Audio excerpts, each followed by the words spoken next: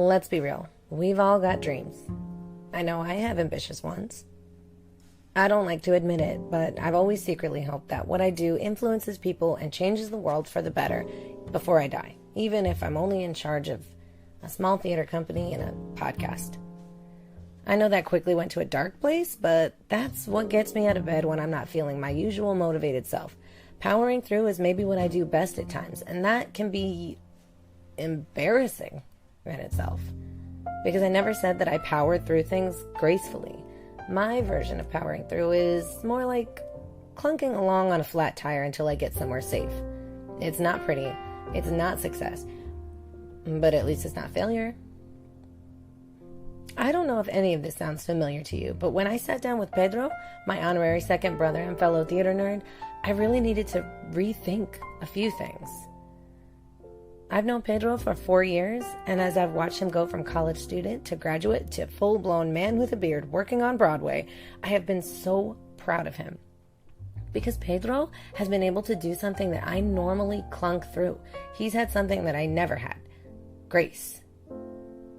Sitting in his beautiful sea foam green minimalist living room eating pineapple, I noticed Pedro was somehow different. In a good way. I'd been told to put our interview on hold for about 3 weeks, and we were about to uncover the most holy, the most important, most game-changing key to success. The word no. No. N-O. No. I'm Amanda Levy, and this is Artist Grapes.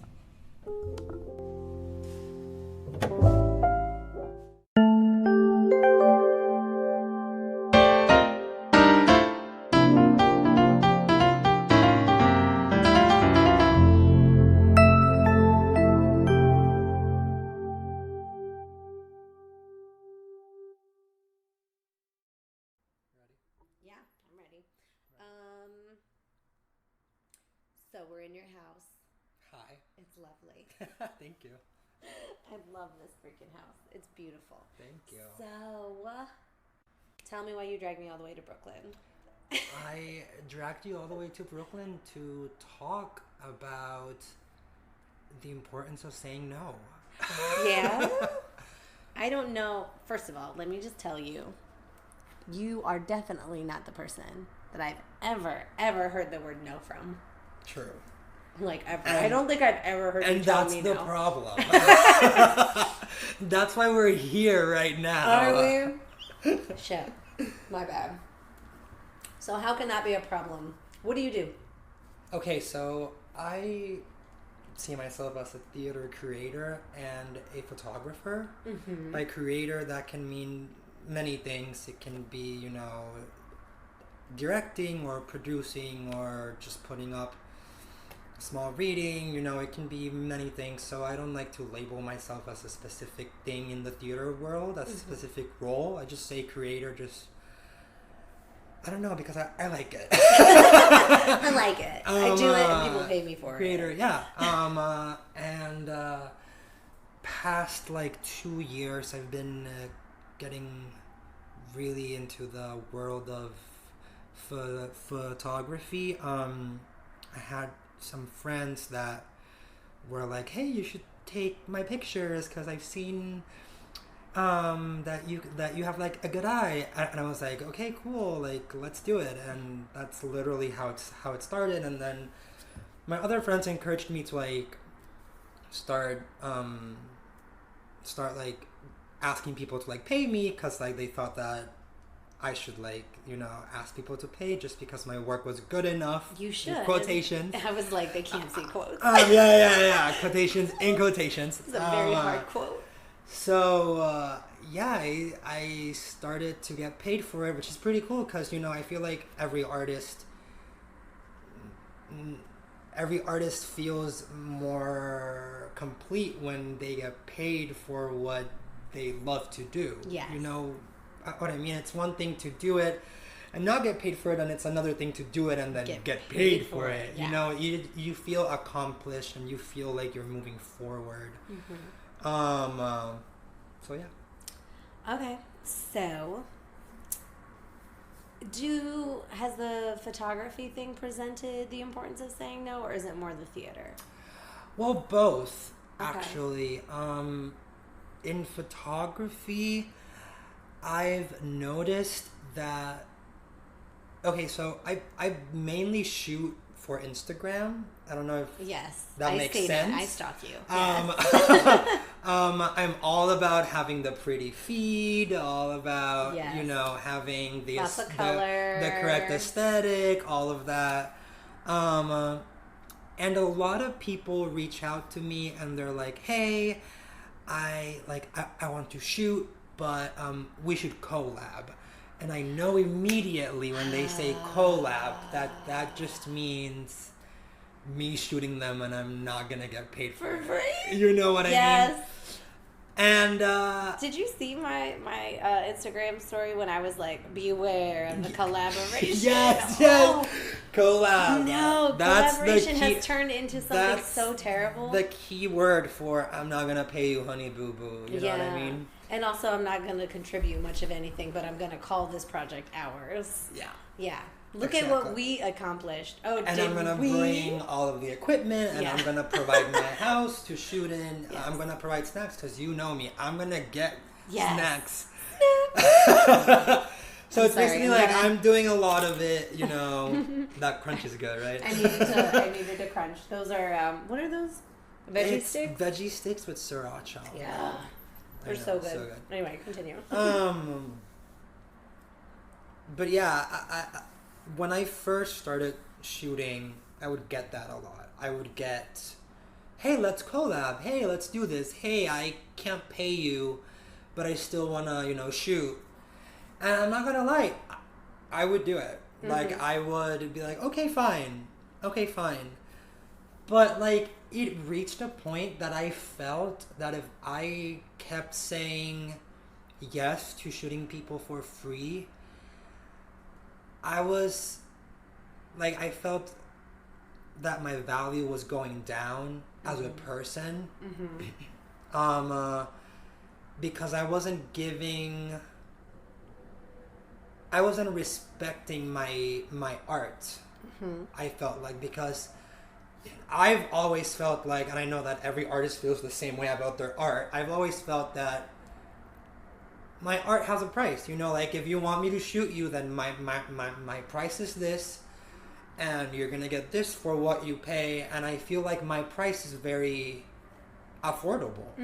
Like, it's not, I'm not charging $500 a shoot. You know what I mean?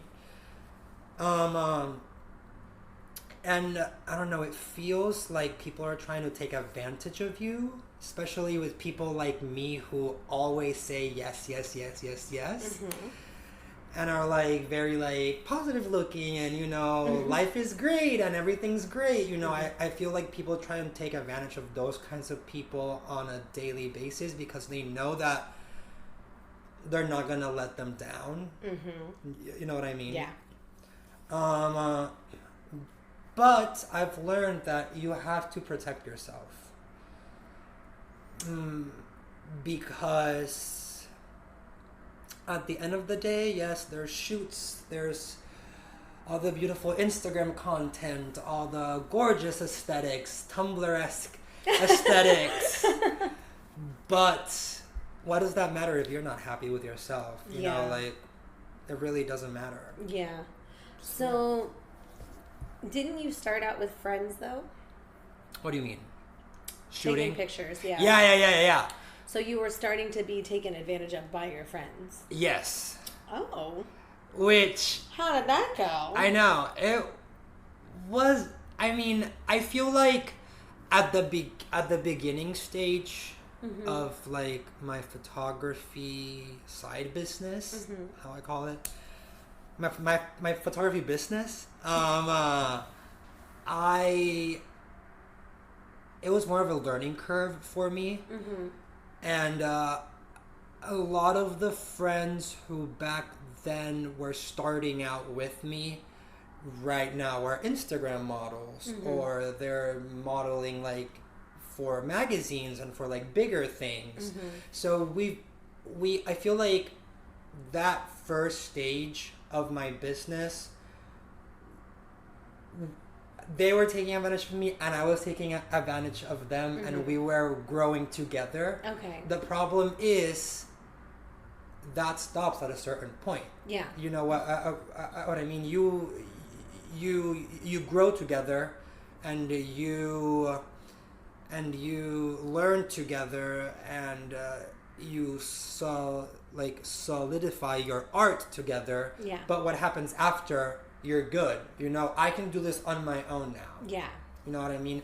That's when it becomes a problem to like be like, hey, let's collab. So were your Instagram models like actually booking modeling gigs, and they were just like, oh, by the way, Pedro, let's do a shoot together. By the way, I get paid to model now, but now me and you, we're still gonna do the free thing, right? Yeah. Yeah. That's not fair. Because it started out like that. But what I eventually mean? they But are supposed to get, if exactly. they get paid for being models, then you should start getting paid as a photographer. Yeah, exactly. Yeah, definitely. Yeah. Especially if they come to you and they want that from you. And they want that from you for a reason. Yeah. Like, they could find other photographers to shoot them for free. Or they could model, or exchange services for anyone. They could find someone.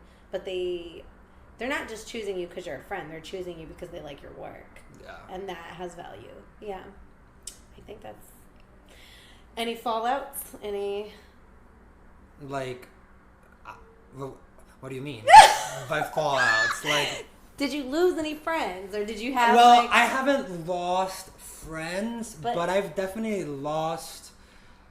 respect for like, I'm joking. Customers, in a way, I mean, I'm starting to say no to more and more things when people are like, hey, do you want to shoot next week, but I can only pay you half your rate?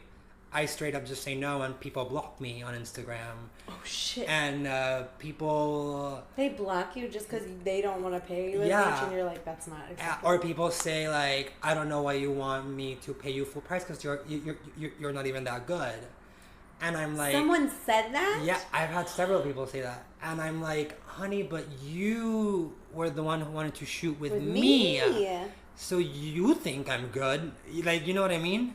What is this? I know. That's awful. It's terrible. I will say that happened to my man's. It happened, the idea of like, what you're asking for is a lot of money. And he's like, this is not a lot of money. And then they were like, yeah, but we took a chance on you. And he's like, but you didn't.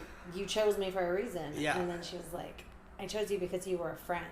And he's like, no, you've got tons of other friends. You chose me for a reason. And she was like, but this is so, like, this is a really high rate. And he was like, I hate to break this to you, but, like, this is not less money than this is not the most amount of money I've ever gotten. Yeah. So, like, you're not, like, out of my league. And she was like, yeah, but you haven't gotten this much money for photography. Yeah. And that's another thing.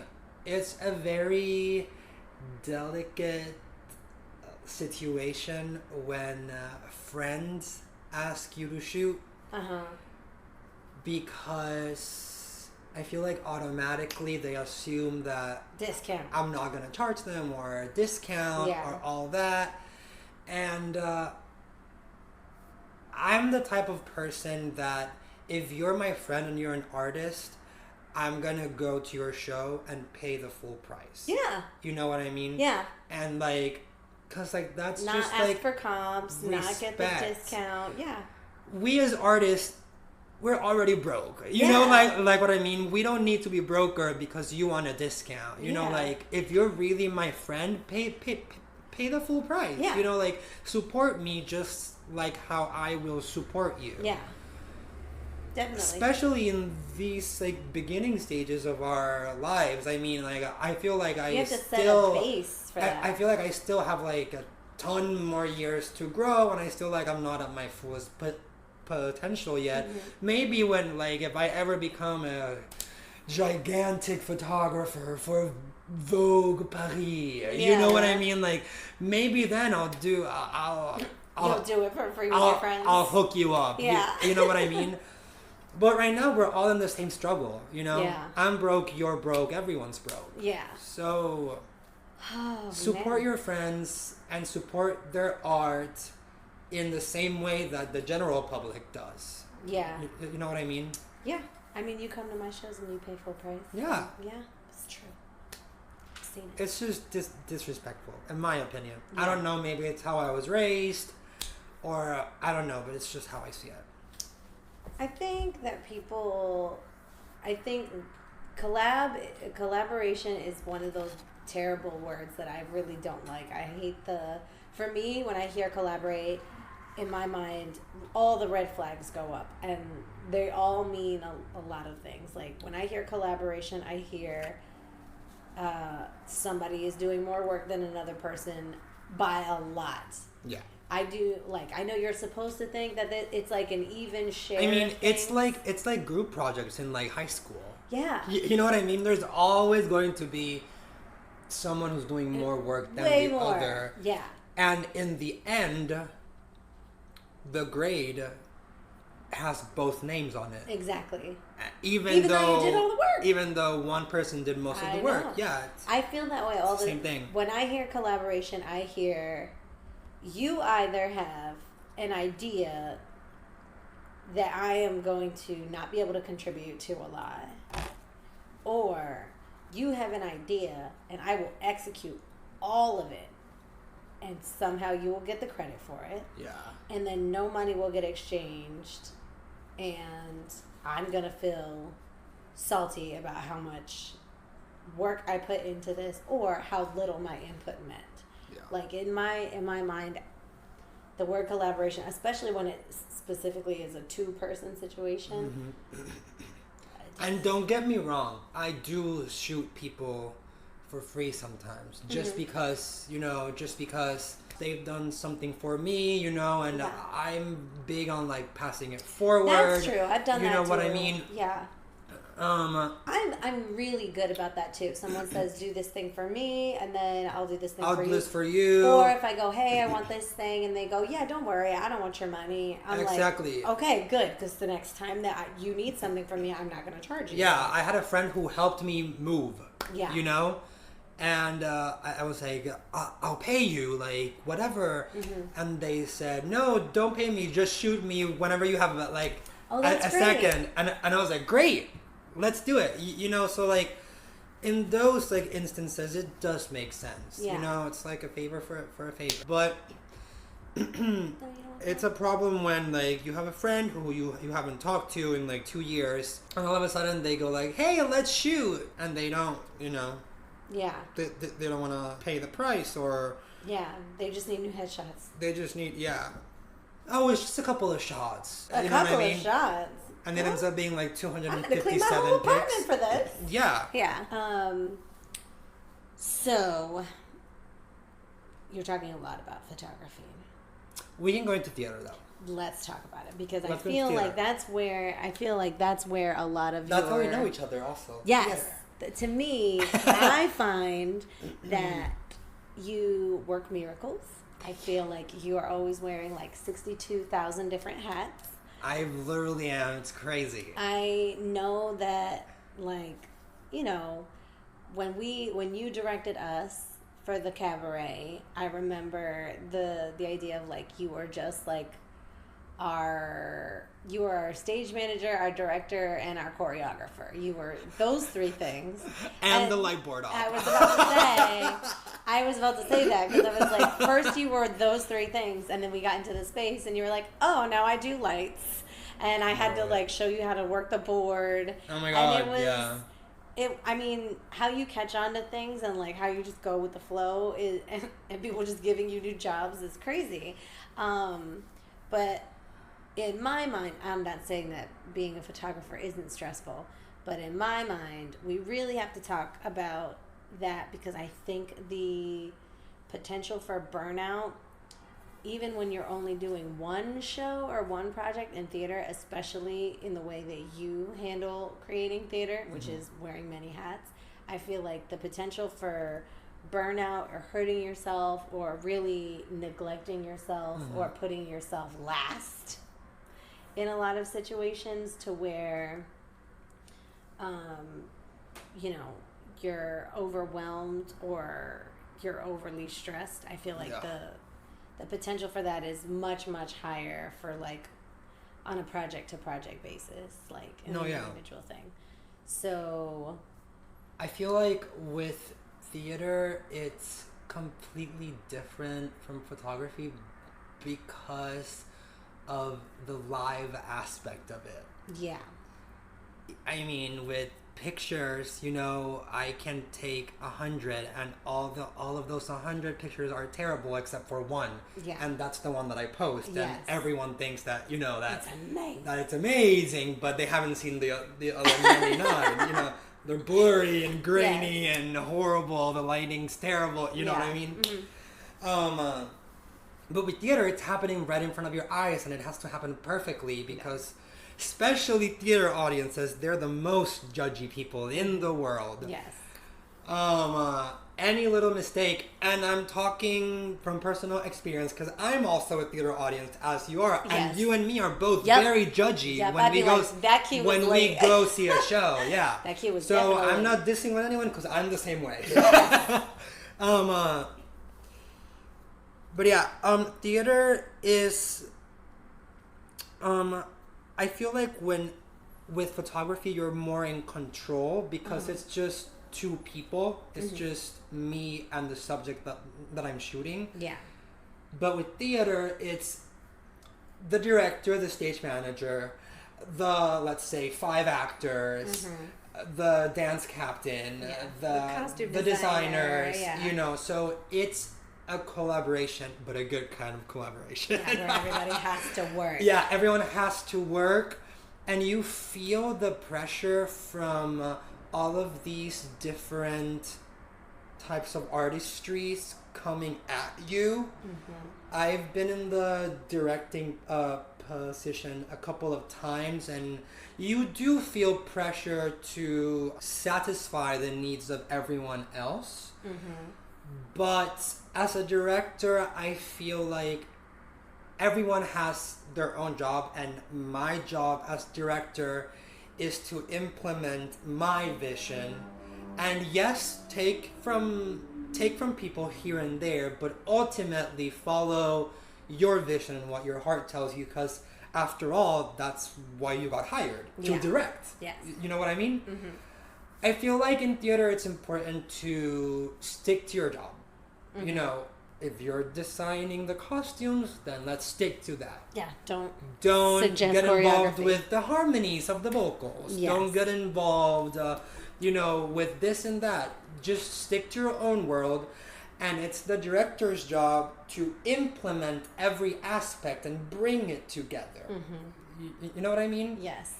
You don't know how many choreographers have lighting notes. Yeah, no, it's terrible. That's terrible. I'm like, get out. And also, it's one thing to give notes and one other thing to give suggestions. I don't know if you... Yes. Or orders. That's or another orders, thing. yeah. And also, it's a lot in the way you say it. And theater people are very sensitive. No, I'm not. No, you are. No, shut up. I just cried on my way here. No, it's God.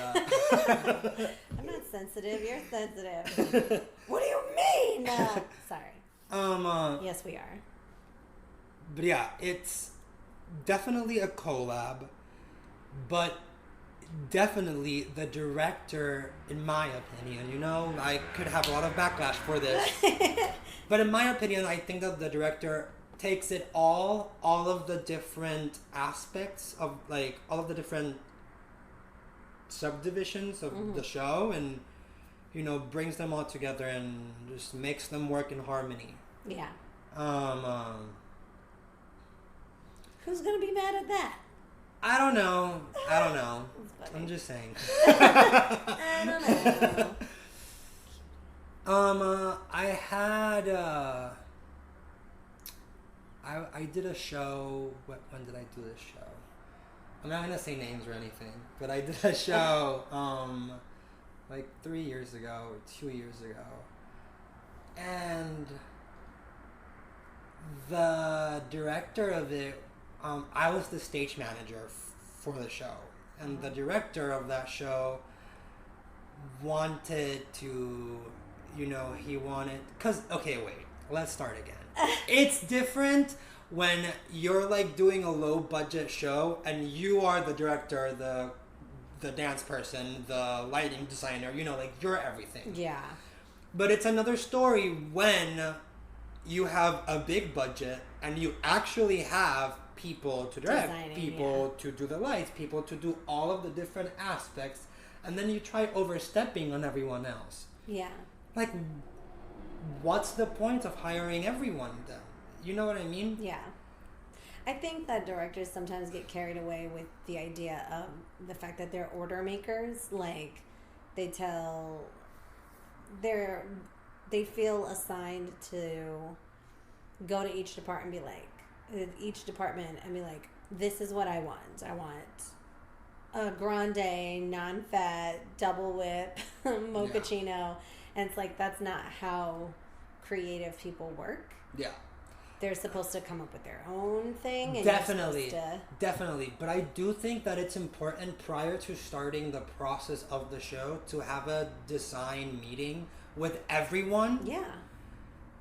Because I feel like everyone needs to be on the same page. To be in the same direction, yeah. In the same direction, but still have freedom inside of that direction. Yeah. You know what I mean? Hey guys, our theme is sadness. Is this. Everyone moves forward. Everyone go. Yeah. Exactly. Mm-hmm. The problem is when the theme is sadness and someone comes up with happiness. What I mean? Like, it's just like... Why are there yellow smiley faces all over the dress? About? Like, what do we talk about? You know what I mean? It happens.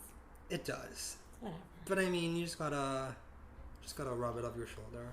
So where did you get to exercise or understand your freedom of no?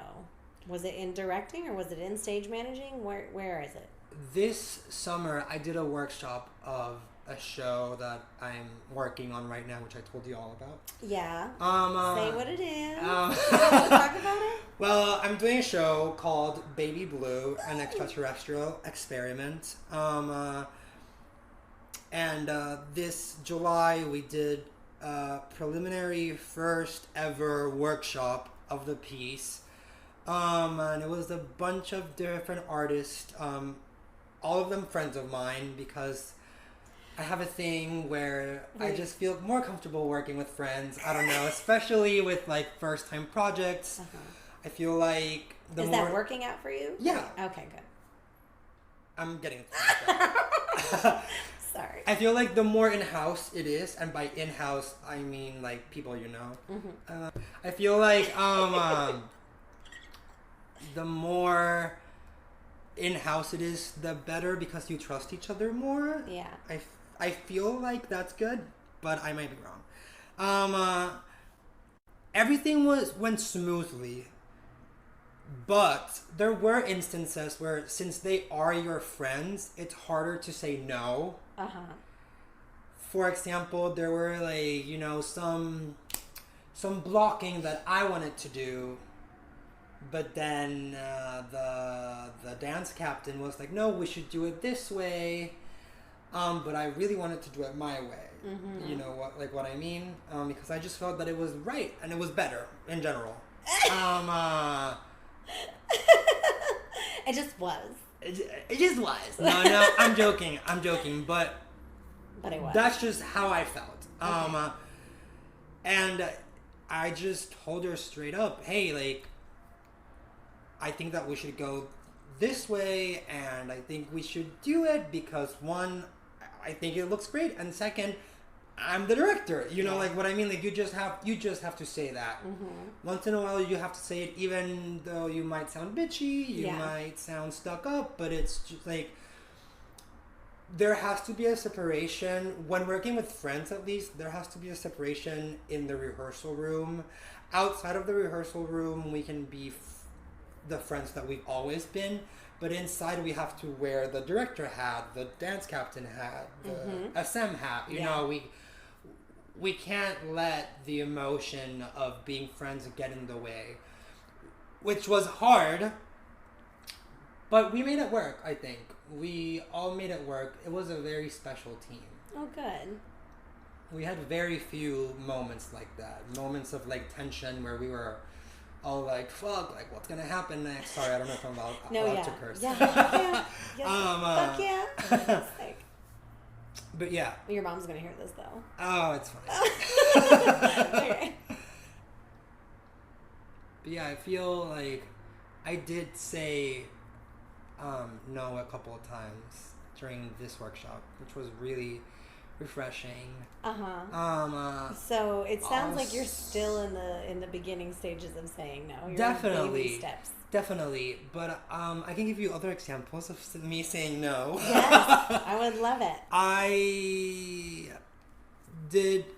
was a PA for a Broadway show. I'm not gonna say any names, but I was a PA for this show that did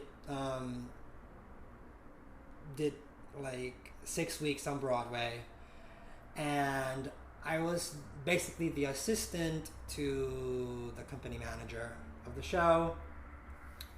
And while we were doing the show, I would do all like sorts of errands, from like getting the payroll to helping actors backstage throughout the show, getting to the positions, especially during previews when we really didn't know what we were doing yet. You know what I mean?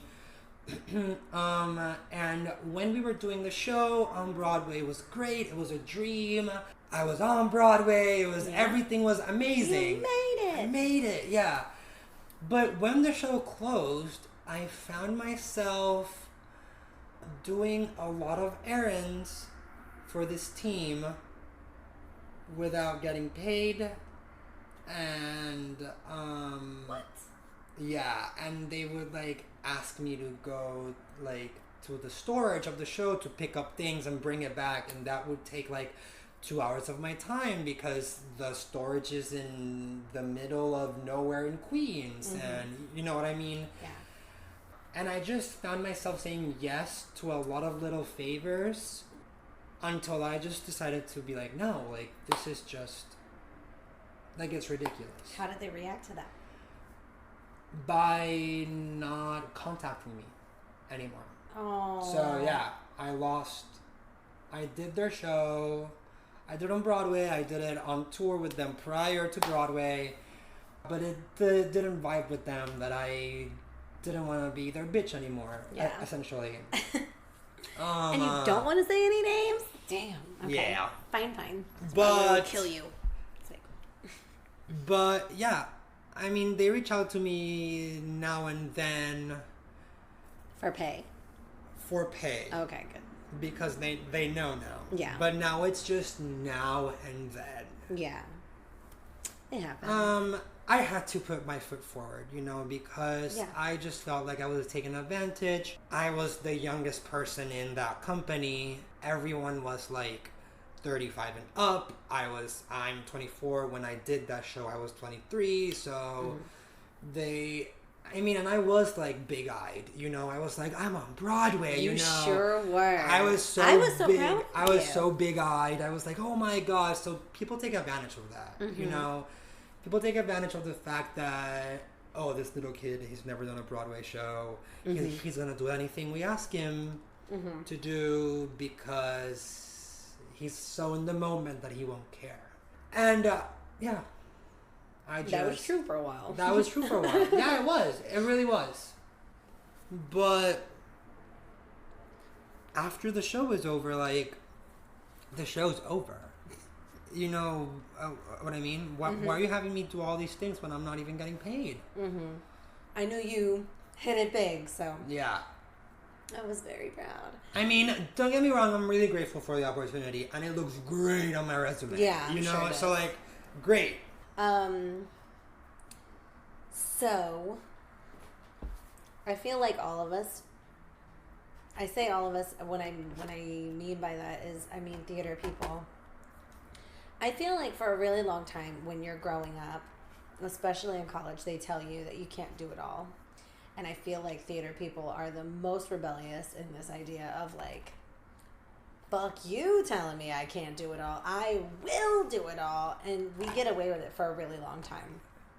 I believe. We do. Because in theater, specifically, people put a bunch of stuff on you anyway that you don't ask for, and then you're kind of forced to wear several hats, to do several jobs and things like that. And it's funny because around my late 20s, I was like, these people who tell you can't do it all are full of shit. Because I can do all of it. People make me sometimes, and sometimes I just do it on my own volition.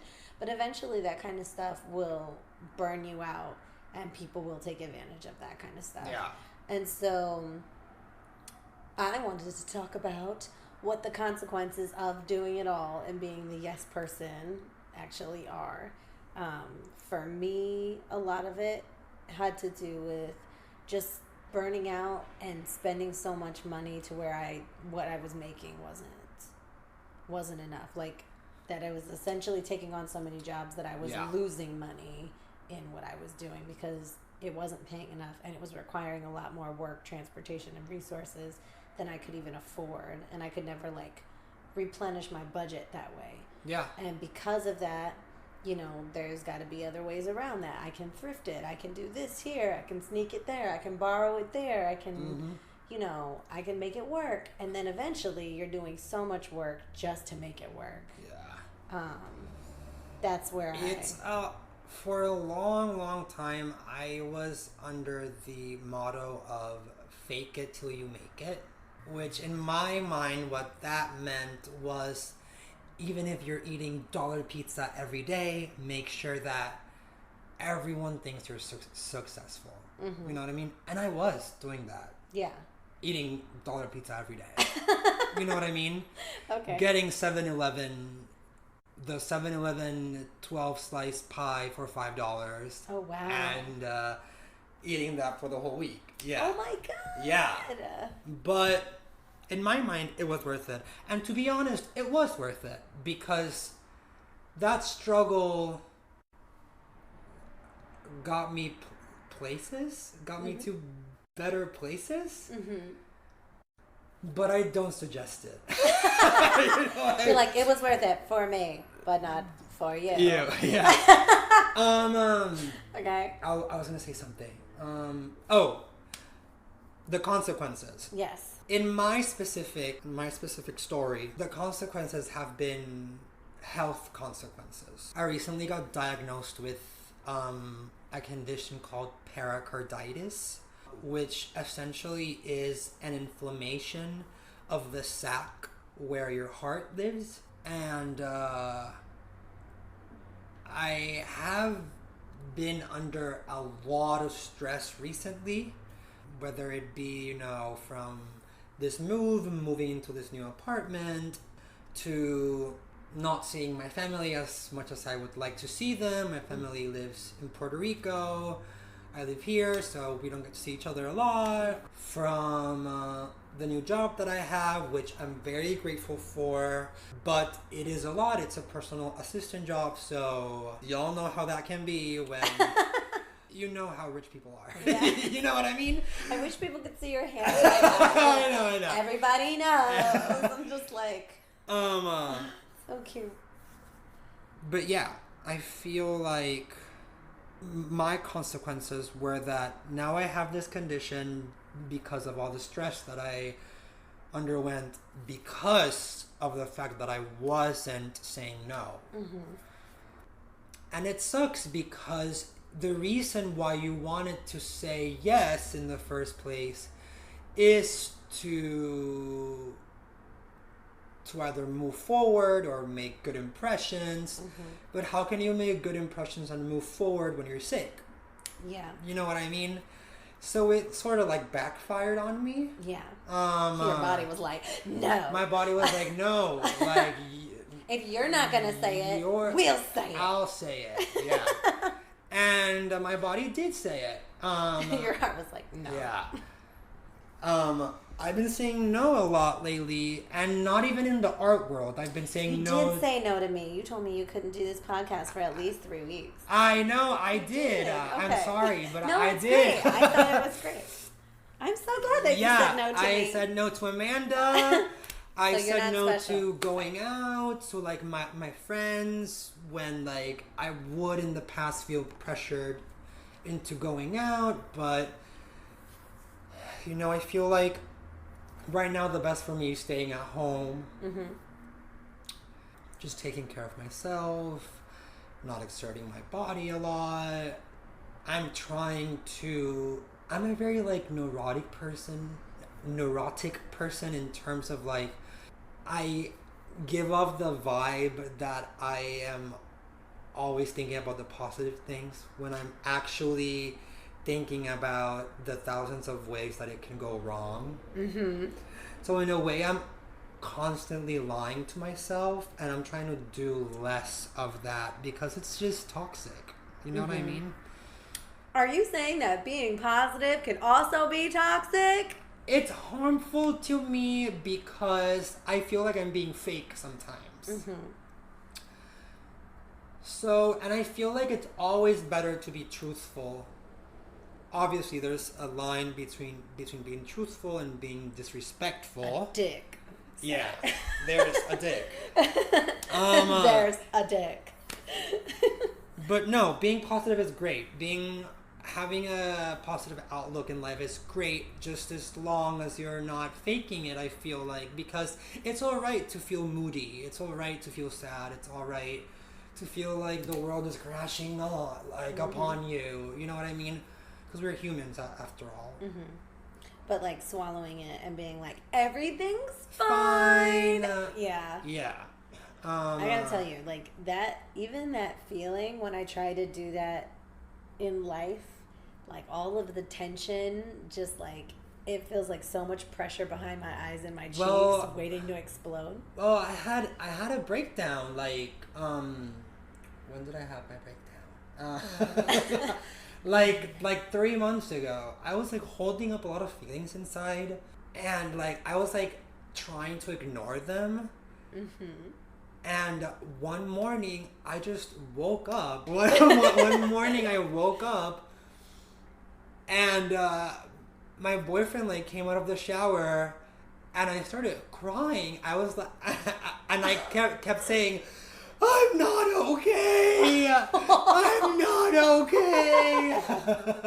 Oh my god! And I just like let it all out, and from that moment 3 months ago, I feel so much better. Like. I had to let it all out. Oh. Because you bottle so much inside. Especially with what you do. Yeah. You do a lot of stage managing and directing. So your whole job is to be like the still in the storm. Have it together. Yeah. When everyone else is panicking, you're supposed to be the calm, the rock, the thing that people can be like, I don't know what's going on, Pedro, and you're gonna be like, I'm here, boo boo, for you. It's fine. Yeah. So everyone looks onto you in moments of crisis. Yes. But what they don't know is that you're in crisis. Inside, it's like World War III. Yeah. You know what I mean? Yeah. It's like the War of the Worlds or something. Yes, I feel it.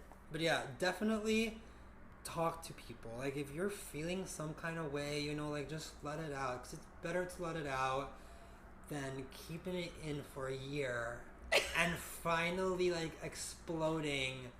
I had to, like, call out of work that day because it was, like, bad. It was just bad. It was just, like, you know, like, one of those, like, moments when you're, like... It's a meltdown, yeah. Oh, my God! Like... all my emotions are coming out, and I need to say something right now. Yeah. And my cat was like scared. It was terrible. Luna. I know, Luna. Oh, I'm actually surprised. That was like your first breakdown? I think so. You think so? That's I think so. Cute. Then it probably was. I think so. I mean... So what are you practicing now to, like, keep your shit together? Well, Or what are you releasing in order to like keep your... well, I've been listening to a lot of music. Okay. Music relaxes me. Okay. I've been trying to eat healthier. Okay. No more dollar pizza? No more dollar pizza. We had pineapple. That was We delicious. have pineapple, yeah. But like, I mean, I still like, I'm like a normal eater, but like, for example, if like I'm going out, then I try to get the side of salad instead of the side of fries. Yeah, Like yeah. what I mean, like it's like little things like that, but that in the long run they're making me feel better, and not even like my body feels better, but like I feel better about myself. You know what I mean? Like just like that makes me just feel better. Yeah. It's the little victories, the things that don't mean anything to anyone, but just to you that are going to make you feel better in the end. Okay. Like doing my laundry every week, not waiting 3 weeks to do the laundry. You know what I still mean? don't do that.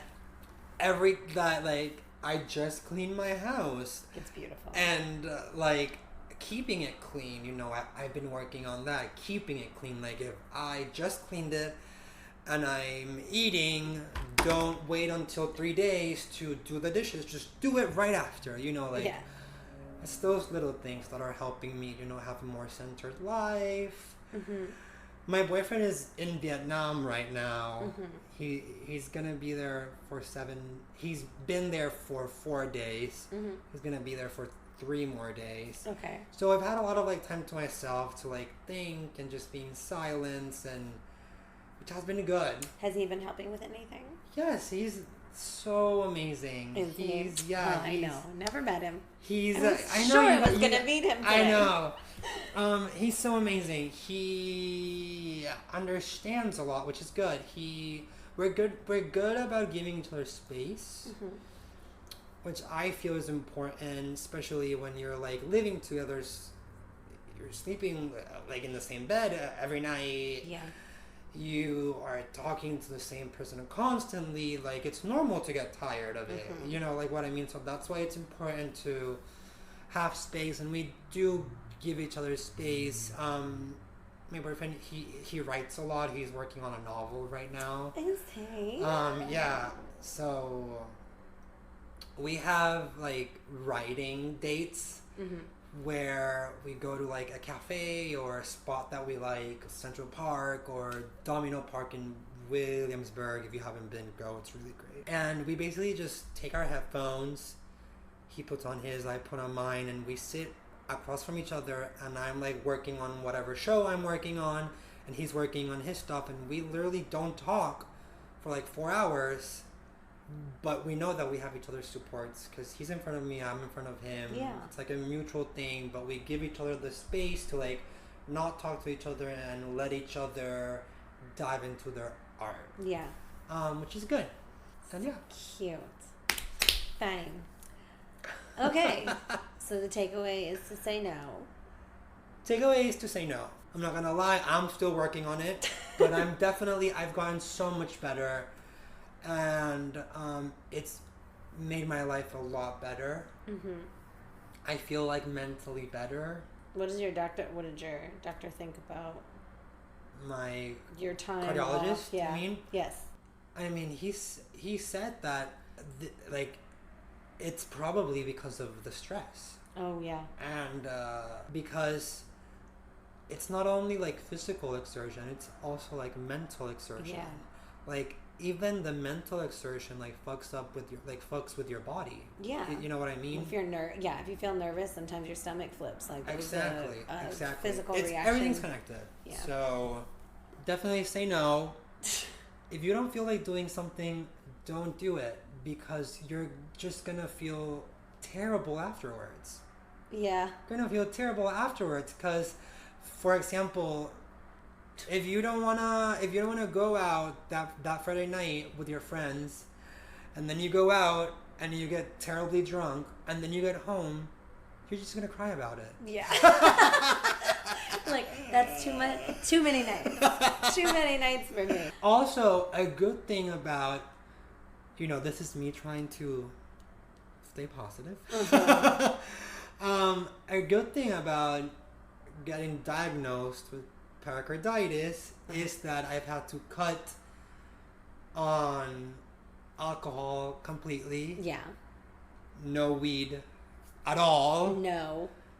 So I'm very proud of you. It's been great because I feel great. Like, I feel energetic. Mm-hmm. I feel hydrated. No, literally hydrated. I feel like fresh inside. Like, you know what I mean? Yes. Like, there's like water running through me. I feel good. Yes. I know exactly what you're talking about. Which is good. Like, yeah, just like drugs and alcohol, fuck that shit, honestly. Yeah. It sucks. It sucks. Don't do drugs, kids. Don't do drugs. Just say no to drugs. But no, definitely I feel so much better. I have been like alcohol free and weed free for almost 2 months now. It's like 10 days. 2 months? That's a long time. It's like 10 days to 2 months. Good for you. So yeah, it's so good. I feel so much. I feel free in a way. I feel like. Did you lose weight? I feel, yes. When you stopped drinking? Yeah. Yes. That's a big one. I feel like makes me wonder why anyone drinks. I know. I feel like people say that when they're like under the influence, they feel more free. No. But I feel more free out of the influence for some reason. Yeah. I don't know. Because alcohol is heavy. That's why. Yeah. And then French fries are also heavy. Because that's I what haven't eat. quit French fries. You haven't quit French fries? I'm not quitting French fries. Don't make me. Okay. So that was it. Amazing. Thank you so much.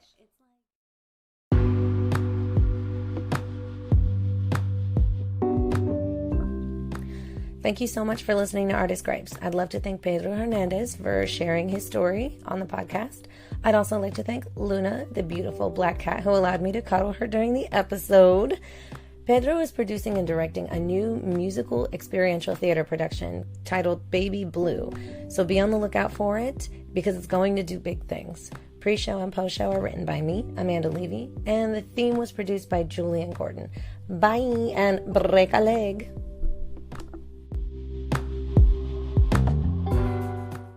The podcast you just heard was made using Anchor. Ever thought about making your own podcast? Anchor makes it really easy for anyone to get started. It's a one-stop shop for recording, hosting, and distributing podcasts. Best of all, it's 100% free. Sign up now at anchor.fm/new. That's anchor.fm/new to get started.